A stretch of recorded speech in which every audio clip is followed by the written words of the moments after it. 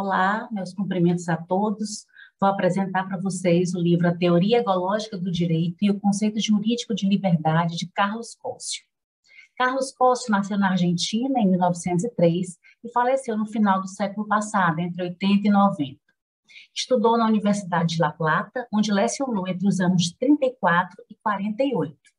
Em 1947, ele assumiu a cadeira de Filosofia do Direito na Universidade de Buenos Aires, tendo sido expulso dessa cadeira em 1956 pelo governo militar argentino e só retomou a cátedra uns 20 anos depois. Esse é um fato que marcou tanto Carlos Cóssio que ele está na capa da segunda edição do livro dele, que é de 1964 e é a edição que nós estamos trabalhando.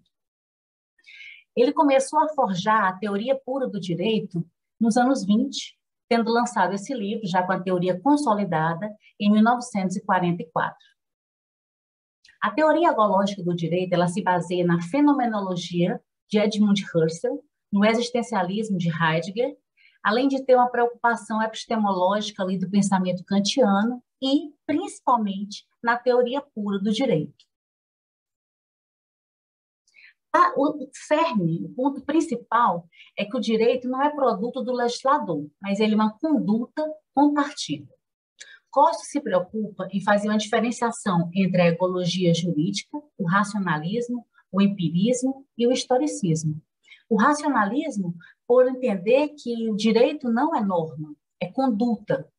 Para o racionalismo, existe o signo, o significado e a norma.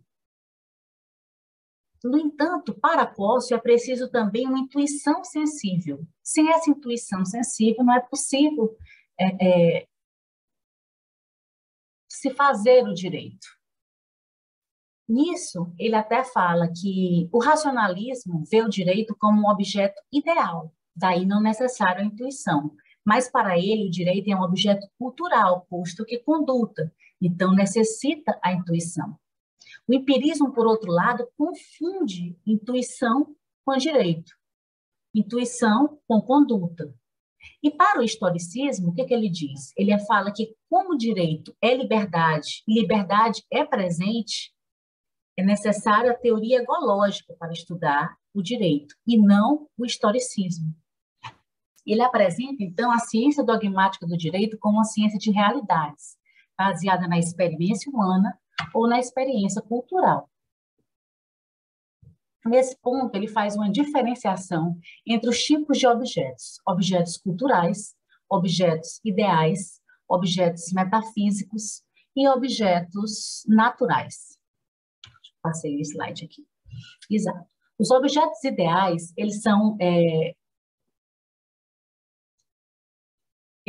apreendidos por meio da intuição e o método racional dedutivo.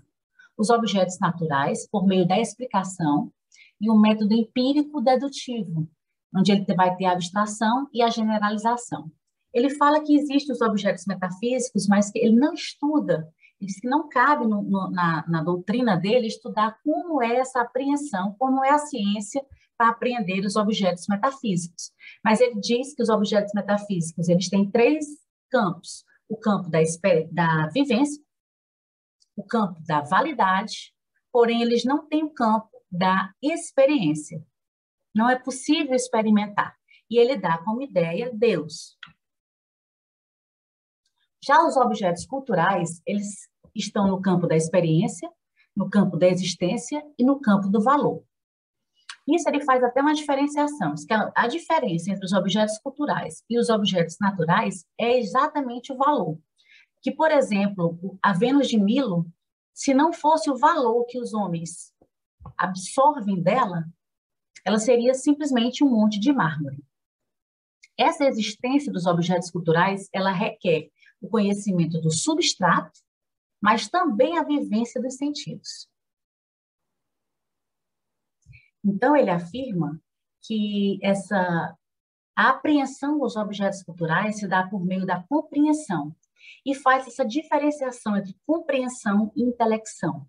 Apesar de ser palavras próximas, não são sinônimas, uma vez que a intelecção utiliza-se da inteligência e a compreensão dos sentidos, da vivência. Ele também afirma que o método para se apreender os objetos culturais como direito é o método empírico dialético. Ele fala que há um diálogo entre a materialidade, o substrato do objeto, e a vivência. E o julgador vai da materialidade para o substrato, para a vivência, da vivência para o substrato, até que ele consegue apreender, até que ele consegue forjar o direito para aquele caso concreto. Cossio é bem claro no livro dele também sobre ter utilizado a teoria pura do direito. A teoria dele é praticamente baseada na teoria pura do direito, mas ele faz ressalvas. Ele diz que o que ele aproveita da teoria pura do direito é a lógica jurídica. Porque para Kelsen, direito é norma, e para Cossio, não, direito é conduta. Então, ele se aproveita dessa lógica pura, ele se aproveita também da construção desse conhecimento jurídico, da pureza metódica, da dialética dos dualismos científicos. E um ponto que ele destaca bastante da teoria dele é a questão da gradação das normas, que vai desde a norma fundamental até a norma individual. Esses são aspectos que ele se apropria da teoria de Kelsen. Interessante notar aqui que, como eles são mais ou menos contemporâneos, e daí você consegue absorver, entender qual a importância do Cossio para o estudo do direito, que Kelsen se preocupou em respondê-lo. Tem vários debates, existem cartas que eles trocaram entre eles, que Kelsen vai tentando responder Cossio, derrubando as críticas de Cossio à sua teoria, e ele até muda um pouco. Ele ratifica a teoria dele, Kelsen, mas ele começa a tratar mais sobre conduta, ele começa a tratar mais sobre vivência, ele fala que nem sempre que ele usou o termo norma, ele quis, de fato, usar a palavra norma, a norma como texto legal. Então, tem no livro esse debate longo, mas interessante, entre Cossio e Kelsen, onde Cossio diz o que ele critica, como Kelsen respondeu e o que ele vai contestar. Bom, ele aponta Cossio para a descrição fenomenológica do direito, 3 aspectos. Primeiro, que tem que haver a criação da norma individual. Segundo, o julgador vê o direito como algo inacabado. E, por isso, ele vai acabar o direito criando a norma individual. E terceiro, que é natural que se recorram às decisões para se conhecer o direito de um país. Tudo isso compatibiliza a ciência dogmática com a fenomenologia. Para Cossio, o sujeito cognoscente do direito é o julgador e não o legislador. Como o direito é aquilo que é extraído pelo julgador no momento daquele diálogo, na conduta intersubjetiva do julgador com as partes, ele é que é o sujeito cognoscente do direito. O direito é criado pelo julgador.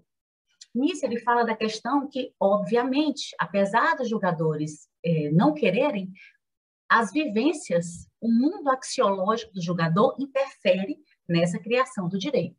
E ele faz aí uma diferenciação entre partilidade e parcialidade, dizendo que, obviamente, o julgador é parte do processo, e isso é partilidade. Mas ele não pode ser parcial, e isso é a parcialidade.